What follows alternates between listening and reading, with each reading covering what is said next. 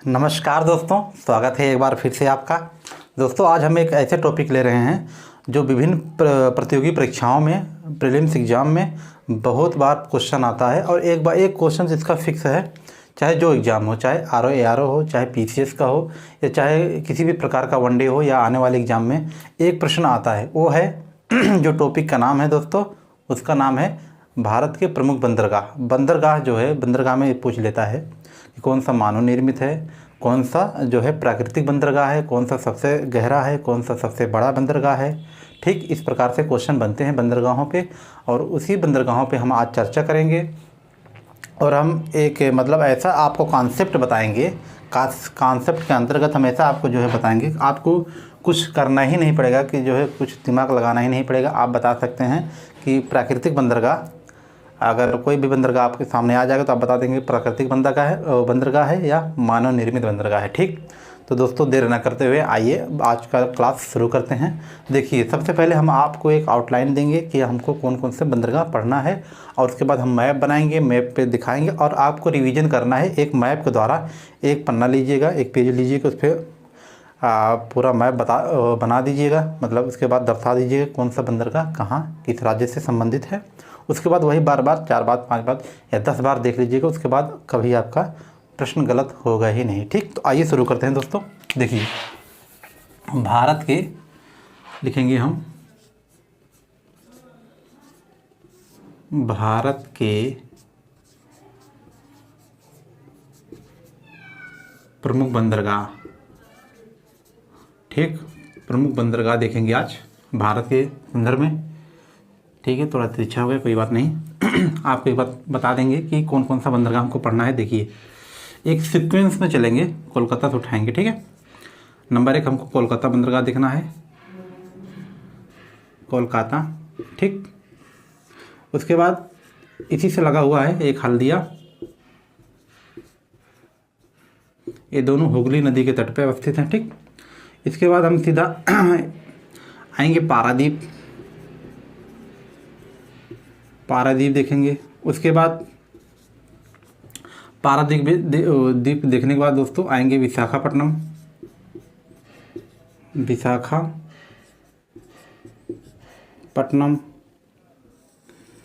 फिर काकीवाड़ा देखेंगे दोस्तों, एक है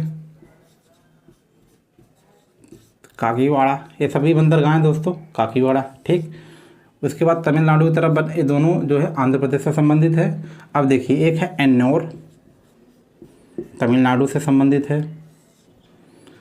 फिर अगला है 7वें नंबर पर है चेन्नई, चेन्नई। ठीक, ये भी तमिलनाडु से है। एक पुडुचेरी में है, पुडुचेरी बंदरगाह है, इसको भी देखेंगे दोस्तों। ठीक, पुडुचेरी, आइए यहाँ लिख देते हैं।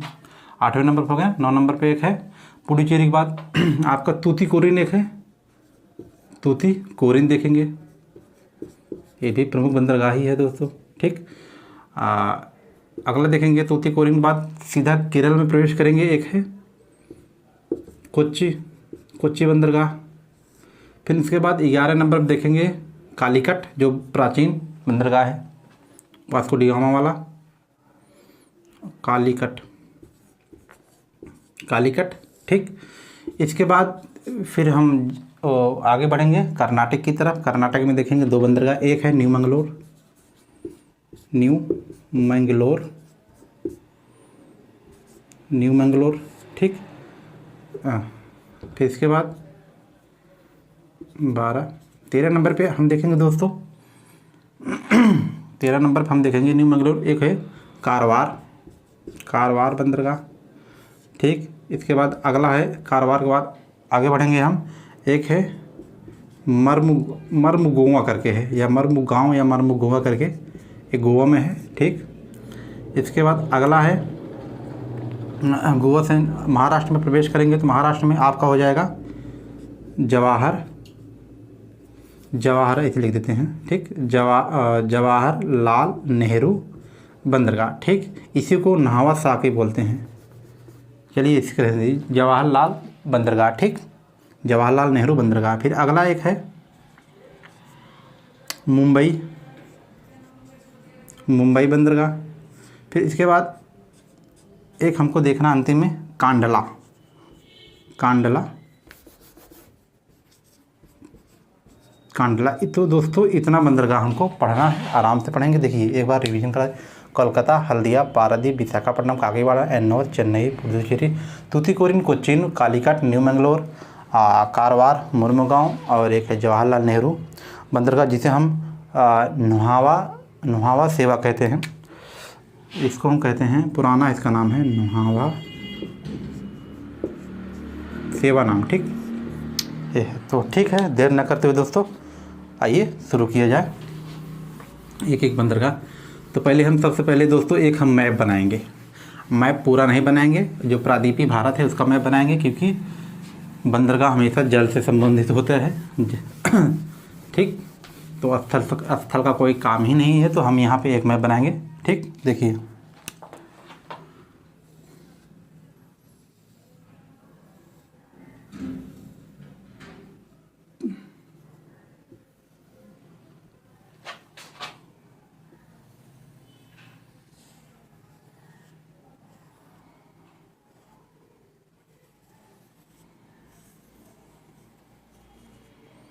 ठीक है, ये है प्रायद्वीपीय भारत का।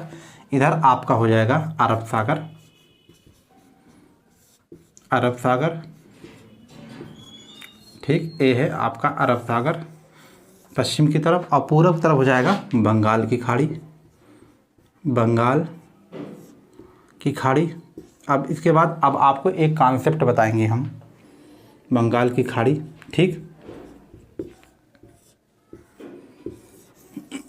देखिए प्राकृतिक बंदरगाह वह बंदरगाह होते हैं जिसमें मानव द्वारा मतलब निर्माण नहीं किया जाता है, ठीक ठाक पर्याप्त गहराई होती है। तो हम देखेंगे जो पश्चिमी घाट है उसके जो है पश्चिमी घाट के पश्चिम में जो सभी जो इसके अपेक्षा ये गहरा ज़्यादा है, तो इस तरफ जितने भी बंदरगाह पाए जाएंगे वे सारे प्राकृतिक बंदरगाह होंगे।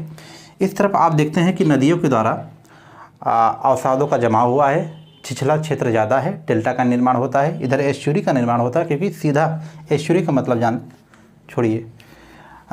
देखिए जो यहाँ पे जो नदियाँ हैं, चाहे गोदावरी हो, महानदी, कृष्णा हो, ठीक, हुगली हो या गंगा ही क्यों ना हो, तो अवसादों से छिछला क्षेत्र है। इसलिए यहाँ पे अगर बंदरगाह का निर्माण किया गया है तो मानव के द्वारा बनाया गया है, ठीक, तकनीक के माध्यम से उसको गहरा किया गया है, उसको बनाया गया है। तो इतना इस तरफ जितने भी बंदरगाह होंगे, अगर भारत के पूरब की तरफ जितने भी बंदरगाह पाए जाएंगे वह मानव निर्मित बंदरगाह पाए जाएंगे।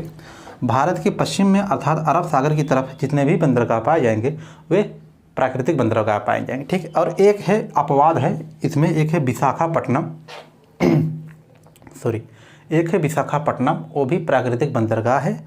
उसको छोड़ करके बाकी सारे यहाँ मानव निर्मित और सारे यहाँ प्राकृतिक, ठीक। अब आइए एक एक बंदरगाह दोस्तों शुरू करते हैं, ठीक है। सबसे पहले देखिए, आप भी मैं अगर मैं बनाना चाहता तो यहाँ मैं बना लीजिए।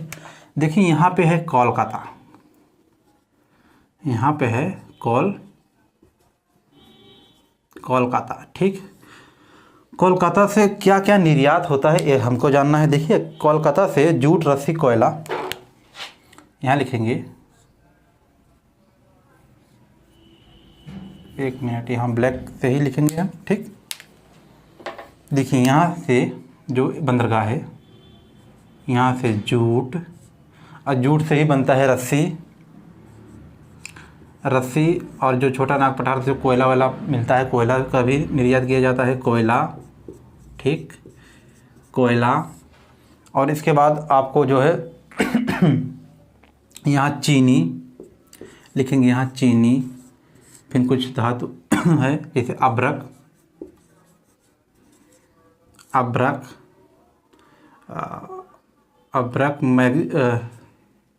मैग्नीज का निर्यात किया जाता है, ठीक। तो कोलकाता से ये सब सारी चीज़ों को निर्यात किया जाता है यहाँ से, ठीक है। ये है कोलकाता के बारे में। और गंगा ब्रह्मपुत्र का मुख्य द्वार, इसको जो है जो मुख्य द्वार होता है उसको सामुद्री द्वार बोला जाता है यहाँ, ये भी जानते रहिएगा, ठीक। ये है कोलकाता के बारे में, ठीक। दोस्तों बंगाल की खाड़ी हम मिटा दे रहे हैं, जानते थे आप, सब तो जानते ही हैं, ठीक। अब इसका जो है जितना ज़्यादा जो है वेट पड़ रहा था, इसका ज़्यादा भार, इतना ज़्यादा भार पड़ रहा था, इसी को भार को कम करने के लिए कम करने के लिए एक और बंदरगाह का विकास किया गया है। ये दोनों पास ही पास हैं। इसका नाम है दोस्तों हल्दिया बंदरगाह। ठीक, तो जो हल्दिया बंदरगाह है, जो उससे निर्यात किया जाता है दोस्तों, जो यहाँ से निर्यात होता है वो भी यहाँ से भी निर्यात होता है। फिर आप यहाँ देख लीजिए कि यह जो है कोलकाता, जानते रहिए कि कोलकाता का दबाव कम करने के लिए इसका विकास किया गया। ठीक, फिर इसके बाद यहाँ बड़े बड़े जहाज़ों को जो है रोकने का ये बहुत बड़ा मतलब एक स्टेशन की तरफ है कि यहाँ बड़े बड़े जहाज़ आते हैं। ठीक, ईंधन को फिल करते हैं और यहाँ रुकते भी हैं। ठीक, तो यहाँ लिख सकते हैं कि बड़े बड़े जहाज का यहाँ जो है रुकना होता है, यहाँ रेस्ट करते हैं। ठीक, इसके बाद इतना जानना है हल्दी के बारे में। ये दोनों जो है दोस्तों पश्चिम बंगाल से संबंधित है। ठीक, अब पश्चिम बंगाल से आते हैं उड़ीसा में दोस्तों एक है पारादीप। ठीक, अब पारादीप के बारे में जानना है, इसको मिटा देते हैं। पारादीप के बारे में जानना है दोस्तों कि यह पहले बात गहरे पानी वाला बंदरगाह है। ठीक, इन सभी में सबसे मतलब गहरे पानी वाला, गहराई इससे ज़्यादा है, तो गहरे पानी वाला बंदरगाह। ठीक, ये जानते रहिएगा। फिर यह जो है महानदी के मुहाने पे स्थित है। ठीक, महानदी के मुहाने पर स्थित है। ठीक है, मुहाने पर स्थित है, मुहाने पर स्थित। ठीक, ये बात है। फिर इसमें क्या जानना है कि जो पारादीप है दोस्तों, यहाँ से जो है जापान को कच्चा लोहा निर्यात किया जाता है। ठीक, तो हम ऐसे कहें कि यहाँ से कच्चा लोहा का निर्यात किया जाता है। और एक बात ध्यान दीजिएगा, हम नहीं लिख रहे हैं कि यह प्राकृतिक है कि मानव निर्मित। हमने आपको कॉन्सेप्ट बता दिया है कि यहाँ तरफ जितने भी बंदरगाह पाए जाएंगे वह मानव निर्मित पाए जाएंगे, यहाँ पे जो जितने भी पाए जाएंगे वो प्राकृतिक पाए जाएंगे। इसको हम नहीं लिख रहे हैं। ठीक, ये भी ध्यान देंगे। ठीक, तो इसके बारे में क्या जानना है कि यहाँ जो है यह चक्रवात से प्रभावित बंदरगाह है, जो चक्रवात से प्रभावित बंदरगाह है। ठीक, ये भी ध्यान रखेंगे। तो यहाँ एक प्रकार का जो कछुआ पाया जाता है जिसे एशियाई कछुआ कहते हैं, इसलिए प्रसिद्ध है। तो एशियाई कछुए के लिए प्रसिद्ध है दोस्तों, यहाँ लिखेंगे एशियाई। ठीक, एशियाई कछुआ के लिए ठीक प्रसिद्ध। इतना बात जो है हमको पारादीप के बारे में जानना है। ठीक है, अब आइए आंध्र प्रदेश चलते हैं। आंध्र प्रदेश में एक बंदरगाह है दोस्तों, उसका नाम है विशाखापट्टनम। और यही अपवाद है क्योंकि ये प्राकृतिक बंदरगाह है। ठीक, तो विशाखापट्टनम देखिए यहाँ पे है,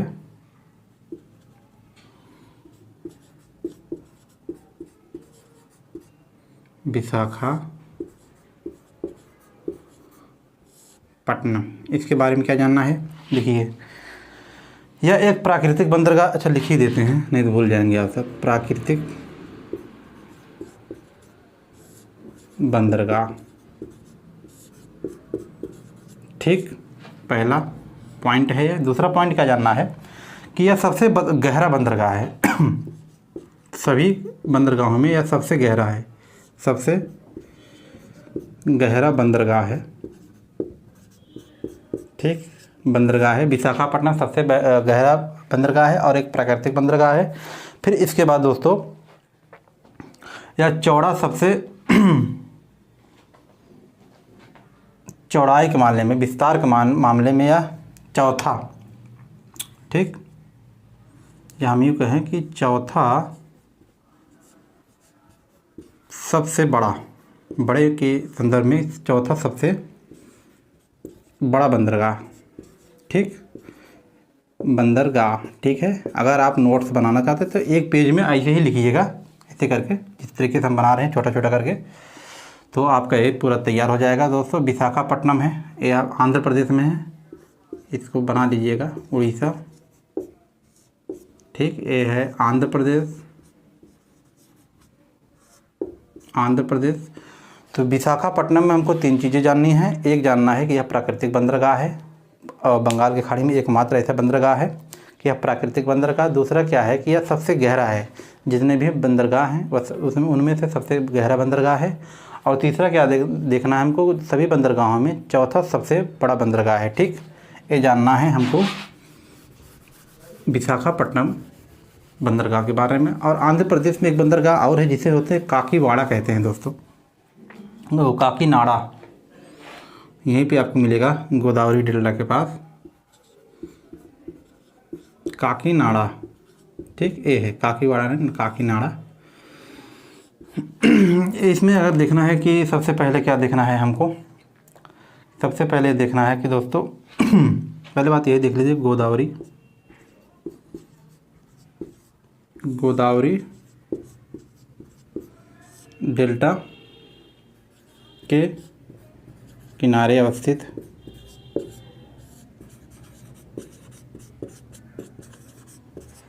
है। यहाँ से दोस्तों, यहाँ जो है तंबाकू का उत्पादन होता है, तो तंबाकू उत्पादन होता है तो यहीं से जो है काकीनाडा से ही तंबाकू का निर्यात किया जाता है। तंबाकू का निर्यात कहाँ से होता है, तो आप कहेंगे काकीनाडा बंदरगाह से, ठीक है। इतनी बात हमको जो है दोस्तों काकीनाडा बंदरगाह से जानना। अब सीधा हम प्रवेश करेंगे तमिलनाडु, और काकीनाडा भी जो है आंध्र प्रदेश में है, ठीक, आंध्र प्रदेश में है, ठीक है। फिर आइए एक बंदरगाह देखते हैं, यहाँ एन्योर है, एन्योर बंदरगाह, ठीक है। एन्योर में कुछ नहीं जानना है दोस्तों। एन्योर में यह देश का इतना जानिए कि यह देश का पहला कंप्यूटरीकरण है बंदरगाह, देश का पहला कंप्यूटरीकरण बंदरगाह है, ठीक, बंदरगाह, ये ध्यान देंगे। फिर इसके बाद एशिया का एकमात्र एनर्जी वाला बंदरगाह है, एशिया का एकमात्र एनर्जी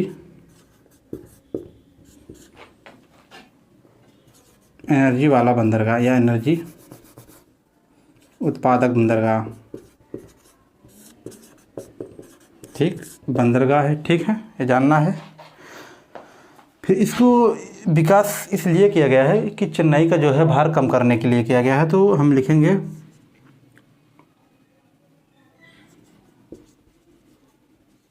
चेन्नई का दबाव कम करने के लिए, ठीक, कम करने के लिए किया गया है, ठीक है। इतनी बातें जो है हमको जानना है एन्योर बंदरगाह में। ये है आपका तमिलनाडु में। फिर इसके बाद एक बंदरगाह दोस्तों और है, उसका नाम है चेन्नई, ठीक, चेन्नई, तो आपको इसके नीचे मिलेगा चेन्नई। चेन्नई से लगभग 24 किलोमीटर की दूरी पे एन्योर है, ठीक है। अगला देख लेते हैं चेन्नई।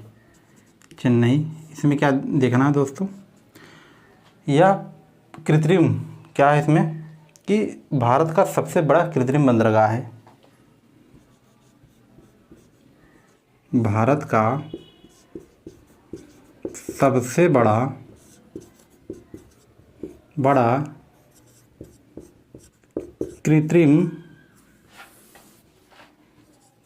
कृत्रिम बंदरगाह, ठीक, ये है। फिर इसके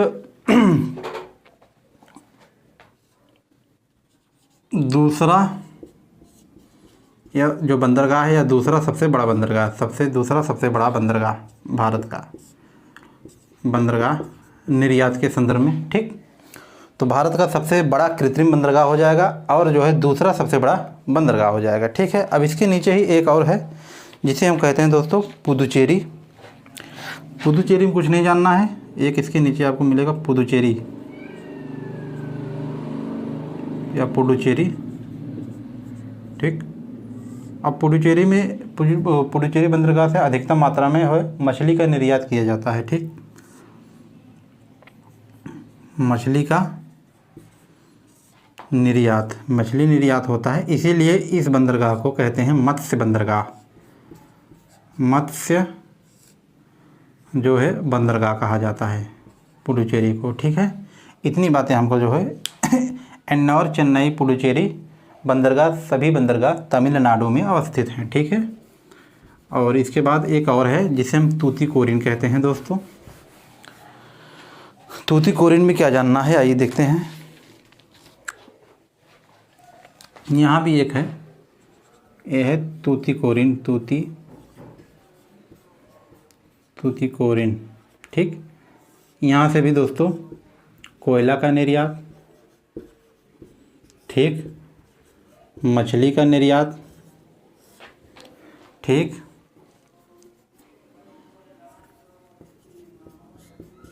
का निर्यात किया जाता है। ठीक है, इसको भी मत्स्य बंदरगाह कहा जाता है, मत्स्य बंदरगाह कहा जाता है। ठीक है, तूतीकोरिन को भी तो इतनी बातें दोस्तों जो है हमको तूतीकोरिन के बारे में जानना है। अब देखिए यहाँ से जो है बंगाल की खाड़ी में और से जितने भी बंदरगाह हैं ये सब जो है समाप्त हो गए हैं। अब हमको अरब सागर में देखना है। ठीक, ये है तमिलनाडु,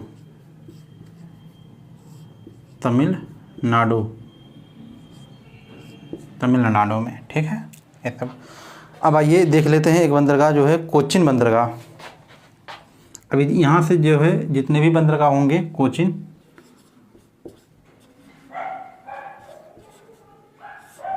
बंदरगाह या कोच्चि बंदरगाह, ठीक है, ये प्राकृतिक बंदरगाह होगा। ठीक है कहाँ लिखें, ठीक है, ये यहाँ लिख देते हैं। देखिए इसको मिटा देते हैं दोस्तों, अरब सागर को। ठीक है, अब यहाँ लिखेंगे जो है कोचिन बंदरगाह, कोचिन बंदरगाह। ठीक, इसके बारे में देखिए, नोट करना जो नोट कर लीजिए कि यहाँ से दोस्तों यह एक प्राकृतिक बंदरगाह है जो है पालघाट दर्रे से या भीतरी से, पालघाट एक दर्रा पाया जाता है यहाँ, ऐसे करके पालघाट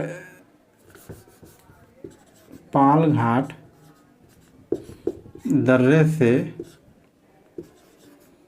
भीतरी भाग से जुड़ा हुआ है, क्योंकि यहीं से आना जाना होता है, भाग से जुड़ा हुआ। ठीक, जुड़ा हुआ ये है। फिर इसके बाद आप देखेंगे कि यहाँ से जो है जहाज़ का निर्माण किया जाता है, और जहाज़ का निर्माण करके आप देखेंगे कि जो है ऑस्ट्रेलिया, यूरोप में भेजा जाता है। तो ऑस्ट्रेलिया, यूरोप ना लिखेंगे, यहाँ पे लिखेंगे कि जहाज़ों का निर्माण किया जाता है, जहाज़ का निर्माण होता है, पानी वाला जहाज़। ठीक, ये भी हमको ध्यान देना है। फिर इसके बाद यहाँ तेल शोधनशाला है, तेल शोधनशाला स्थापित है। ठीक, स्थापित है,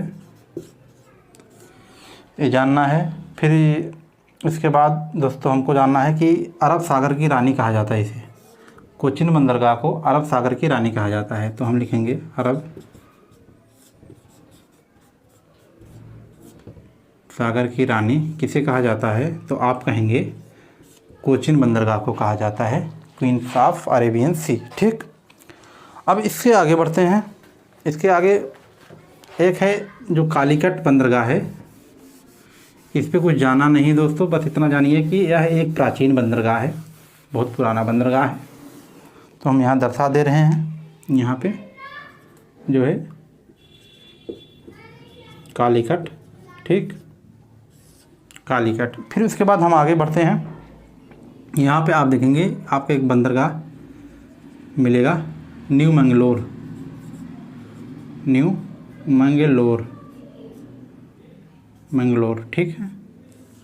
इसमें क्या जानना है दोस्तों, न्यू मंगलोर में क्या आकार की दृष्टि से सबसे छोटा बंदरगाह है,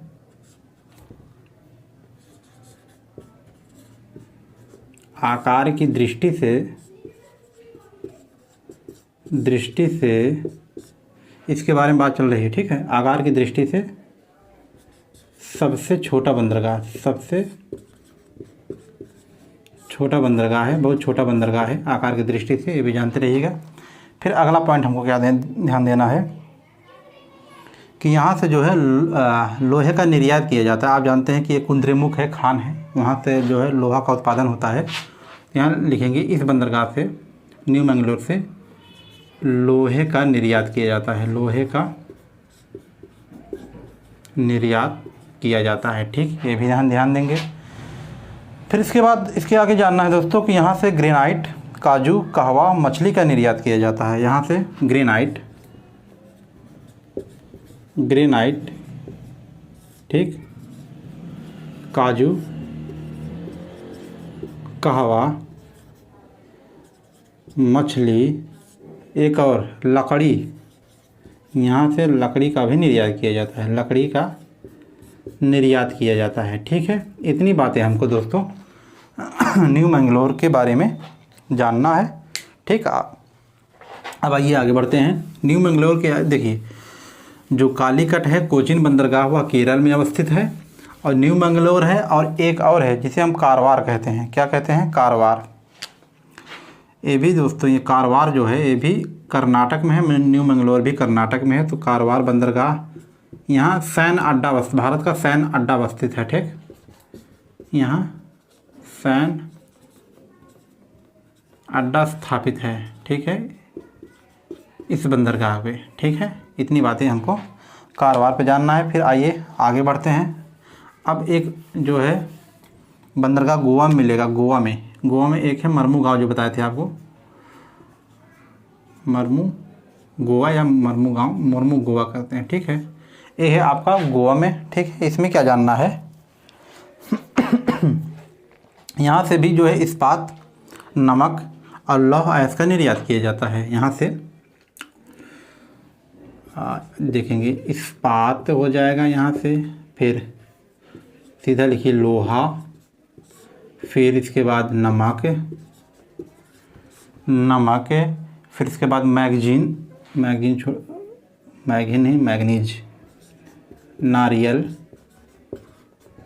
नारियल का निर्यात किया जाता है।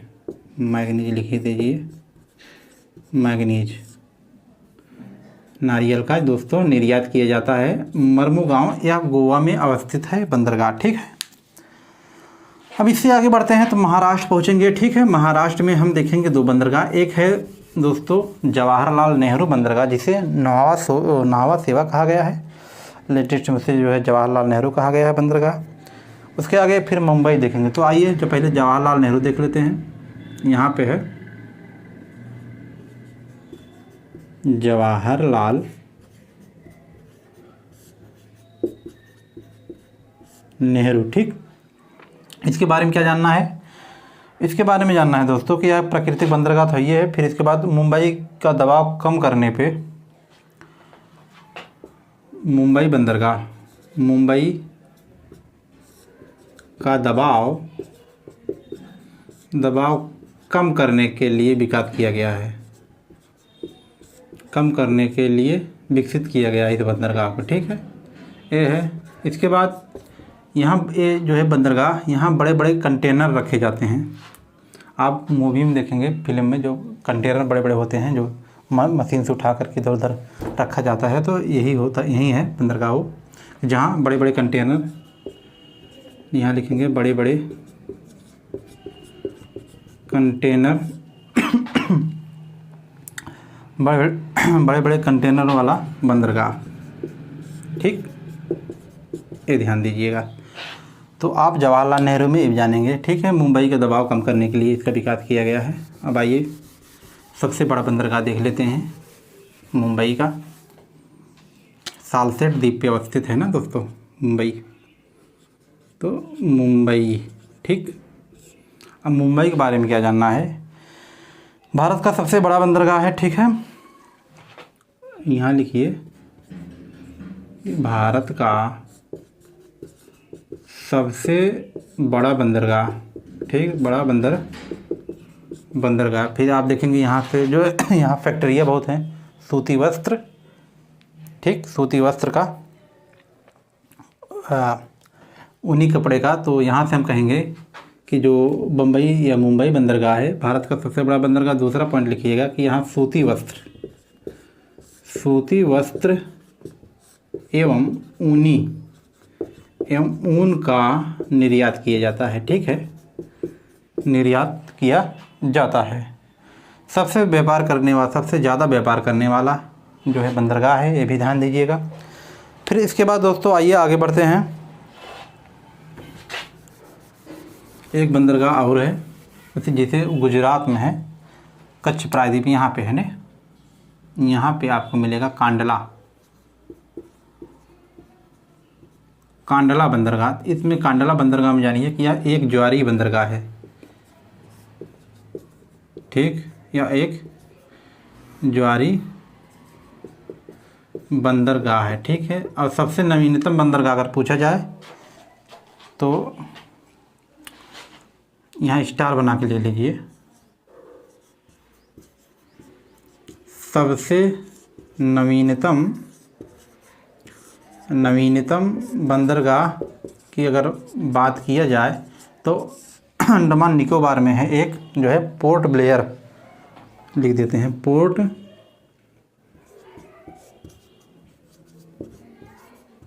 ब्लेयर। 2010 से यह कार्यरत है दोस्तों। यह सबसे नवीनतम बंदरगाह है दोस्तों। तो ये रहा आज का जो महत्वपूर्ण वीडियो है बंदरगाह के बारे में। वैसे तो बड़े बंदरगाह की अगर बात करें तो 13 सबसे बड़े बंदरगाह की श्रेणी में आते हैं।